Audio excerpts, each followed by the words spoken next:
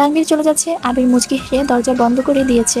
দরজা বন্ধের শব্দে মেঘের শরীর ঝাঁকি দিয়ে উঠেছে। মাথা নিচু করে জোরে নিঃশ্বাস ছাড়লো। আবির আর চোখে মেঘের দিকে তাকালো।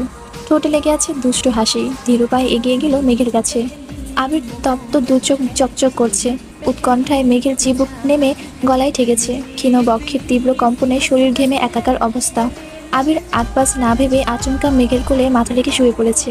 অপ্রকাশিত ঘটনায় মেঘ চমকে উঠে বুকের ভেতর পর্যন্ত স্তব্ধ হয়ে গেছে। মেঘ সঙ্গে সঙ্গে চোখ বন্ধ করে ফেলেছে। হাত পা সহ সারা শরীর থরথর করে কাঁপছে। আবির আকস্মাৎ জামা কাপড়ের উপর দিয়ে মেঘকে জড়িয়ে ধরে পেটে মুখ মুখ গুজল।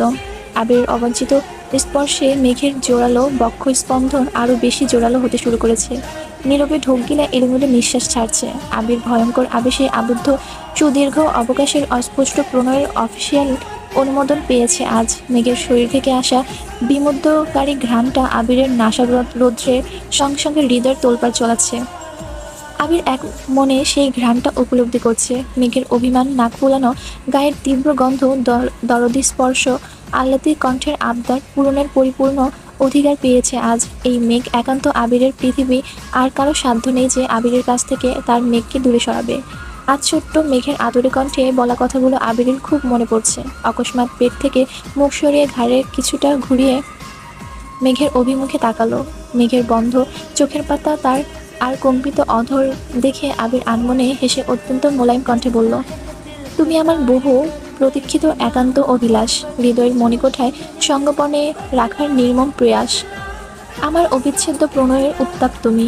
সকাল সন্ধ্যা সর্বনাশের কারণটাও শুধু তুমি। মেঘের সংকোচন কোনোভাবে কাটছে না। চোখ খুলে আবিরের দিকে তাকাতেও পারছে না। আবির মুচকি হেসে ডাকলো, ওগো অপরূপা, চেয়ে দেখো না মনোরমা। মেঘ কিং কর্তব্য বিমূঢ়। আবিরের একের পর এক ভাবপ্রবণ কথা শুনে মেঘের অস্থিরতা বেরিয়ে চলেছে। বুকের ভেতরে চলমান ইতস্ততা কাটিয়ে চোখ পিটপিট করে তাকালো। আবিরের সঙ্গে চোখাচোখি হতে আবির অকস্মাৎ সশব্দে হেসে উঠল। আবির প্রাণোচ্ছল হাসি দেখে মেঘ না হেসে পারল না। আবির হাসি থামিয়ে জিভ দিয়ে ঠোঁট ভিজিয়ে তপ্ত সুরে শুধালো, আমাকে পেয়ে খুশি তো? মেঘ মাথা দুলে স্বাভাবিক কণ্ঠে বলল, আলহামদুলিল্লাহ, আমি আমি সত্যি অনেক খুশি। আপনি? আবির আবারও মৃদু হাসলো। মেঘের কোলে থেকে উঠে মুখোমুখি বসলো। লম্বা নিঃশ্বাস ফেলে মেঘের হাতটা শক্ত করে ধরে কোমল কণ্ঠে বলতে শুরু করলো, আলহামদুলিল্লাহ, আজ আমি খুব খুশি।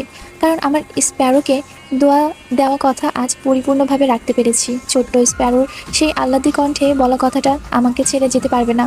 স্প্যারো ভুলে গেলেও আমি ভুলতে পারিনি। গত 16টা বছর আমি শুধু এই একটা কথার জোরেই সব বিপত্তিকে টিকেছিলাম। আজ আমার স্প্যারোকে আবারও বলতে চাই, আমি ছেড়ে যাইনি, কোথাও যাইনি।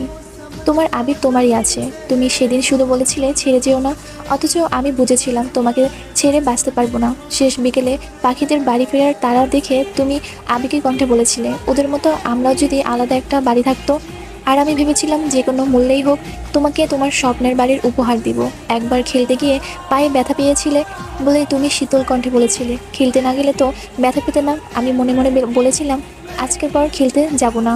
জ্বরের ঘরে আমার হাতটা আঁকড়ে ধরে তুমি বলেছিলে আমার কাছে থাকো। আমিও থেকে গেলাম। কোনো একদিন কোনো কারণে বাসায় আমাকে বকা দিচ্ছিল দেখে তুমি সবার সামনে আমার হাতটা শক্ত করে ধরে বলেছিলে, আবির ভাইয়া শুধু আমার, তোমরা কেউ কিছু বলতে পারবে না। আমি আবির সেদিনই তোমার হয়ে গিয়েছিলাম। নিজের সাথে প্রতিজ্ঞা করেছিলাম বাঁচলে তোমার সাথেই বাঁচবো। মেঘ অবিশ্বাস্য চোখে আবিরের অভিমুখে চেয়ে আছে। অতর্কিত বেড়েছে বুকের ভেতরের ধূপটুকানি। আবিরের কথাগুলো শুনে মেঘের চক্ষুদয় কটর ছেড়ে বেরিয়ে আসতে চাইল। ফর্সা লাজুক আদলে মুহূর্তেই পরিবর্তন হয়ে গেছে। নাকের ডগায় মুক্তার মতো বিন্দু বিন্দু ঘাম চিকচিক করছে। মেঘের উদ্যোজিত মনোভাব চোখে ফুটে উঠেছে। যেই আবির প্রণয়ে আসক্ত মেঘ, সেই আবির মেঘের কাছেই প্রতিজ্ঞাবদ্ধ ছিল এতগুলো বছর। এটা ভেবেই মেঘের মস্তিষ্কে নিয়রণ অনুকরণ শুরু হয়েছে। মেঘ অসহায় মুখ করে আবিরের চোখের দিকে তাকিয়ে প্রশ্ন করলো, আমি আপনাকে এত কিছু বলেছিলাম? আবির মেঘের দুহাত নিজের দুগালে রেখে নিঃশ্বাস টেনে বলল, হুম। আমার মনে নেই কেন? কারণ তখন তুমি অনেক ছোট ছিলে। আপনি কখনো বলেননি কেন, ভালোবাসা মুখে বলে হয় না পাগলি, তোমাকে নিজ থেকে অনুভব করতে হবে। আর আমি সেই অপেক্ষায় ছিলাম। মেঘ কপাল কুঁচকে প্রশ্ন করলো, আপনি আমাকে তুমি করে বলছেন কেন? শুনতে খারাপ লাগছে? কেমন যেন অস্বস্তি লাগছে। আপনার মুখে তুইটাই মানায়। অভ্যাস করো, এখন থেকে তুমিটাই বেশি শুনতে হবে। কেন? আবির মৃদু সুরে বলল, আমার সম্বন্ধী আমাকে বয়স্কভাবে ওয়ার্নিং দিয়েছে, বিয়ের পর তোমার সাথে তুই তুকারি করলে আমার নাম মামলা দিবে। তানবীরের এসব তুই তুকারি একদম পছন্দ না। ওর সাথে কথা বললে সচরাচর তোমাকে তুই বলে সম্বোধন করি না। তার উপর ভুলে যদি বলে ফেলি তখন দেখা যায় রাগে সারাদিন আমার সাথে কথা বলে না। গতকাল রাতে আমাকে লাস্টবারের মতো ওয়ার্ন করেছেন যেন কোনোভাবেই তুই না বলি। পার্সোনালি ঘরের দরজা বন্ধ করে তুই বলল আমার সম্বন্ধী বাবা মা শ্বশুর শাশুড়ি কিংবা কোনো আত্মীয়র সামনে কোনোভাবেই তুই বলতে পারবো না। মেঘ অভিনিষ্টের ন্যায় চেয়ে থেকে শান্ত কণ্ঠে শুধালো, আপনি ভাইয়াকে ভয় পান? না, তোমাকে ভয় পাই। মানে? আবির মেঘের হাত গাল থেকে নামিয়ে বুকের উপর রেখে বলতে শুরু করলো, তোমাকে হারানোর ভয়ে আমার এই যে এইখানটা বারংবার কেঁপে ওঠে। আবিরকে ধ্বংসের একমাত্র অস্ত্রই মেঘ। তানবীর সহ আমার কাছে মানুষজন খুব ভালোভাবে জানে আমার জীবনে তোমার অস্তিত্ব ঠিক কতখানি জুড়ে। আমাকে কোনো কিছুতে রাজি করাতে ব্যর্থ হলেও ইচ্ছেকৃত তোমার নাম নেয়, কারণ তারা জানে তুমি আমার একমাত্র দুর্বলতা। এই যে তুমি কত শত কুসংস্কার মানো, কিছু হবে না, জেনেও আবেগে নাচো। আমিও ঠিক তেমন, তোমার নামে কিছু শুনলে বুঝে না বুঝে বুঝে রিয়েক্ট করি, নিজের উপর নিয়ন্ত্রণ হারিয়ে ফেলি। অন্ততপক্ষে তোমাকে নিয়ে তানবীরের সাথে আমি কোনো রকম অসাধ্যনা জড়াতে চাই না। তাইও যা বলেছে আমি মেনে নিয়েছি। আবিরের উৎকণ্ঠা দেখে মেঘ প্রতিনিয়ত আশ্চর্যের চূড়ায় পৌঁছে যাচ্ছে। মেঘ নির্বাক চোখে তাকিয়ে গভীর মনোযোগ দিয়ে আবিরকে দেখছে। আবির কয়েক মুহূর্ত মেঘকে মায়াবী আদলে চেয়ে থেকে আনমনে হেসে বলল, ম্যাম, এভাবে তাকিয়ে আমাকে আগেভাগেই দুর্বল করে দিবেন না। আপনার সাথে আমার অনেক কথা আছে। আবিরের কথা মেঘের ভাবনায় সুতো ছেড়েছে। কপাল ভাঁজ ফেলে মৃদু সুরে বলল, কি কথা? আগে নামাজ পড়ে রবের কাছে শুকরিয়া আদায় করি, তারপর বলবো। যাও, ফ্রেশ হয়ে অজু করে আসো। আবির মেঘের হাত ছেড়ে বিছানা থেকে নামছে। এত কথোপকথনের ভিড়ে রিয়া আর জান্নাতের শিখিয়ে দেওয়া নিয়মকানুনের কথা মেঘ ভুলে গিয়েছিল। মেঘ ঝটপট বিছানা থেকে নেমে আবিরের পায়ে হাত দিয়ে সালাম করতে নিল, কিন্তু সালাম করার আগেই আবির মেঘের দু বাহু ধরে উঠিয়ে আলতোভাবে বুকে ঝরিয়ে মোলায়েম কণ্ঠে বলল, তোমার অবস্থান আমার পায়ে নয়, হৃদয়ে। আজকের পর কোনোদিন পায়ে হাত দিলে সালাম করার চেষ্টা করবে না, মনে থাকবে? জি। আবির মেঘকে ছেড়ে ড্রেসিং টেবিলের উপর থেকে ফোনটা হাতে নিয়ে বেলকনির দরজায় হেলান দিয়ে দাঁড়িয়ে কিছু একটা করছে। এদিকে মেঘ মনে মনে হাবিজাবি ভাবছে আর ব্যস্ত হাতে গহনা খুলছে। গলার একটা গহনাকে খুলতে গিয়ে চুলে টান পড়তেই মেঘ ব্যথায় উফ করে উঠেছে। আবির সহসা ফোন টেবিলের উপর রেখে মেঘের কাছে এসে জিজ্ঞেস করলো, কি হয়েছে? চুলে টান লাগছে। হাত সরাও, আমি দেখছি। মেঘ ভ্রু কুঁচকালো, তবে নিষেধ করলো না। আবির খুব মনোযোগ দিয়ে মেঘের চুল সরিয়ে গহনা খুলে দিয়েছে। মাথায় লাগানো কিছু ক্লিপগুলো খুলতে খুলতে কর্কশ কণ্ঠে বিড়বিড় করলো, আগে বলেছি রাতে এত সাজগোজ করতে হবে না, তারপরেও কেউ কথা শোনে না। আবিরের ঠান্ডা কণ্ঠের অভিযোগ সম্মিলিত ফিরল মেঘের। চোখ ঘুরিয়ে আবিরকে এক পলক দেখে হালকা করে কেশে শীতল কণ্ঠে বলল, আবির ভাই।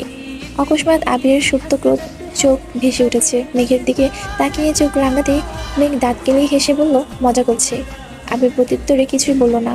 মেঘ ওয়াশরুম থেকে ফ্রেশ হয়ে আসতেই আবির চুপচাপ ওয়াশরুমে চলে গেছে। যথারীতি দুজন একসঙ্গে 2 রাকাত নফল নামাজ পড়ে নিয়েছে। নামাজ শেষ করে আবির মেঘের কপালে দীর্ঘ চুমু খেয়ে মেঘকে শক্ত করে জড়িয়ে ধরল। আবিরের সারাদিনের সব দুষ্টামি খুনসুটি হঠাৎই পরিবর্তন হয়ে গেছে, কেমন যেন নিশ্চুপ হয়ে গেছে। আবিরের বুকের উপর মাথায় থাকায় মেঘ স্পষ্ট আবিরের হৃৎস্পন্দন টের পাচ্ছিল। মেঘ হঠাৎই ততস্থ কণ্ঠে শুধালো, কি হয়েছে আপনার? আপনি কি কোনো বিষয় নিয়ে চিন্তিত? আবির ঘন ঘন ঢোক গিলছে। মেঘকে বিছানার পাশে বসিয়ে আবির ফ্লোরে বসলো। মেঘ বেকুল কণ্ঠে বারবার প্রশ্ন করছে। আবির উত্তর না দিয়ে কিছুক্ষণ চুপচাপ বসে রইল। আবির আচমকা বসা থেকে উঠে ওয়ার্ড্রোব থেকে একটা ছোট্ট বক্স বের করলো। আবির নাম লেখা একটা ডিজাইনিং লকেট বের করে মেঘের গলায় পরিয়ে দিতে দিতে মৃদু সুরে বলল, এটা বাসর রাতের গিফট। মেঘ তৎক্ষণাৎ লাফিয়ে উঠে বালিশের নিচ থেকে একটা ঘড়ির বক্স বের করে আবিরকে দিয়ে বলল, এটা আপনার জন্য। আবির কপাল কুঁচকে প্রশ্ন করলো, বাসর রাতে গিফট দিতে হয়, এটা তোমাকে কে বলেছে? রিয়া আপু, জান্নাত আপু, তাছাড়া আমার বান্ধবীরাও বলেছে। আর কি কি বলেছে? আরও অনেক কিছু বলেছে। আবির ভ্রু গুটিয়ে ধীর হস্তে কপাল চাপে শক্ত কণ্ঠে বলল, ইস, আমার বউটাকে ওরাই নষ্ট করেছে। মেঘ ঠোঁট কামড়ে বিড়বিড় করলো, মোটেই না। আবির ঘড়িটা দেখে মুচকি হেসে বলল, পরিয়ে দাও এখন। মেঘ ঘড়িটা পরিয়ে দিয়ে আহ্লাদি কণ্ঠে শুধালো, পছন্দ হয়েছে? আমার একমাত্র বউয়ের দেওয়া গিফট, পছন্দ তো হতেই হবে। আবির তপ্ত সুরে ফের বলল, তোমার জন্য আরও সারপ্রাইজ আছে। কি? আবির একটা অ্যালবাম বের করে মেঘের হাতে দিল। অ্যালবামের সর্বপ্রথম ছবিটা আবির আর মেঘের বিয়ের। দুজন পাশাপাশি বসা। মেঘ ঘাড় কাত করে আবিরের বাইশিপে রেখেছে।